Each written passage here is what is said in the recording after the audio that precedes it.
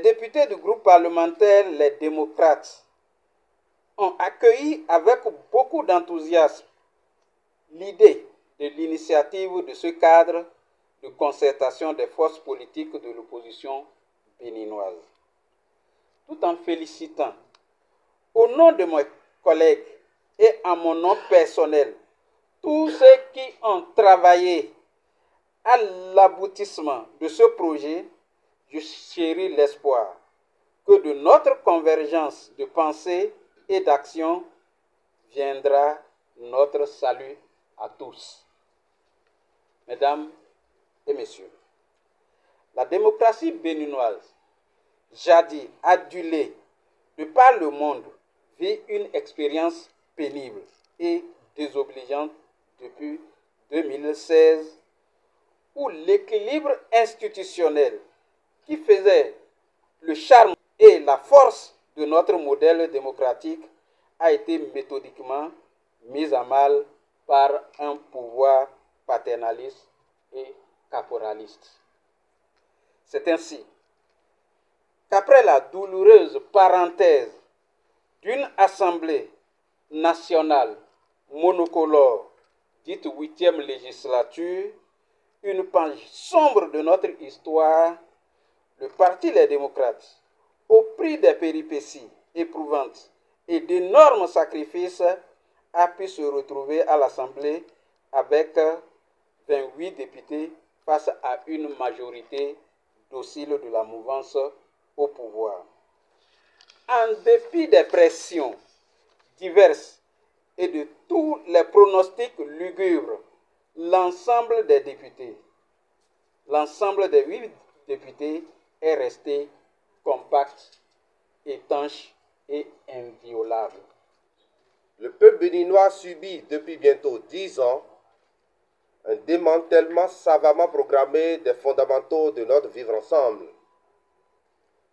Et s'est résigné dans l'espoir de reprendre la main en 2026 pour à nouveau et de façon éclairée remettre les pendules à l'heure. Mais comme à leur habitude, le système en place a fait le choix d'un passage en force pour s'éterniser au pouvoir à travers le vote sur la promulgation d'un code électoral chrysogène qui porte les germes de tension et de troubles dans le pays, afin de nous imposer une fois encore une assemblée monocolore et un troisième mandat déguisé en 2026. À cette machination, nous devons dire non. Non et non.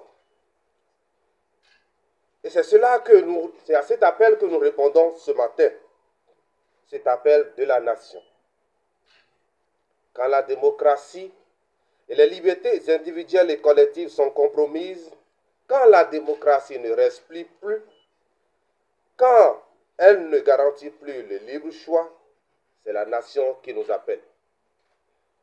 Il faut impérativement répondre à cet appel. Peuple béninois, quand on n'en peut plus, quand on n'en veut plus, on se lève. On se lève et on agit. Quand l'élu du peuple se fout du peuple, il faut agir. Oui, protester ne suffit plus. Dénoncer ne sert plus à rien. Il faut passer à l'action. Et c'est ce que nous faisons ce matin à travers la mise en place de ce cadre de concertation des forces politiques de l'opposition. C'est ce qui justifie la présence de la nouvelle force nationale dans ce cadre de concertation que nous voulons de tous nos voeux, une union sacrée pour la restauration de la démocratie dans notre pays.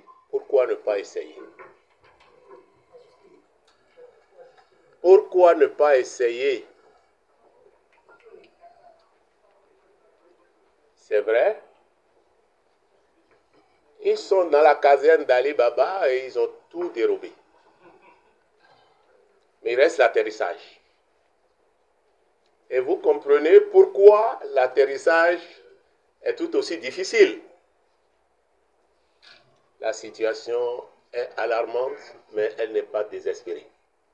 Le GSR a tenu à répondre présent aux côtés de ses pairs. Aujourd'hui, nous ne devons pas nous décourager. Il faut réessayer pour pousser la balle plus loin. Même si individuellement nous devons perdre, c'est le peuple qui est important. Et c'est ce qui justifie la présence du GSR ici. Le peuple est toujours le peuple. Ne laissons pas passer. Je voudrais appeler toute la nation à un sursaut collectif. Mais je voudrais aussi espérer que le président Patrice Talon trouve en lui-même les ressources nécessaires pour faire la paix avec son peuple, pour faire la réconciliation nationale. Ce moment qui symbolise notre détermination collective à relever le défi crucial des élections générales de 2026 à travers une démarche qui vise à garantir des élections pacifiques, inclusives et transparentes.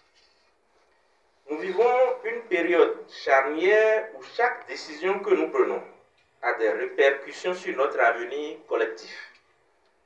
L'enjeu de ces élections est immense, non seulement pour notre démocratie, mais aussi pour le bien-être et l'épanouissement de chaque Béninoise et Béninois, qu'il soit de Karimaman à Semembodi, d'Aplakwe à Pobé. Notre pays traverse des défis sociaux, économiques et politiques qui nécessitent une réponse concertée et déterminée de notre part.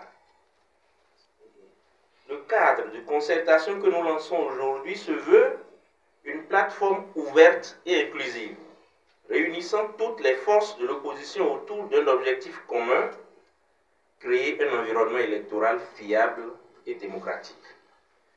Nous avons tous constaté les dérives qui ont pu affecter notre processus électoral passé, et il est de notre devoir de veiller et de travailler à ce que cela ne se reproduise pas.